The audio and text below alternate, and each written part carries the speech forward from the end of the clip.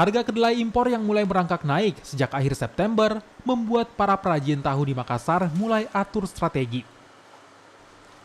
Mereka mulai memperhitungkan dampak kenaikan harga kedelai dengan biaya produksi pembuatan tahu. Sejumlah perajin tahu mengambil langkah dengan menaikkan harga. Salah satunya, perajin tahu di Kelurahan Karanganyar, Kecamatan Mamajang, Makassar. Mereka terpaksa menaikkan harga tahu demi menghindari kerugian. Naik terus ini mas, sudah 5 hari ini naik lagi. Sekarang kalau tadi sudah nelpon sudah 13.500. Kalau untuk ukurannya sendiri Nggak berubah. Nggak berubah. Cuma harganya kita naikkan. Kalau tanggapan pembeli atau untuk pesanan bagaimana? Alhamdulillah masih pada ngerti semua mas toh. Jadi maksudnya kan mereka ngerti bilang kedelai naik. Para perajin tahu memang mengandalkan kedelai impor.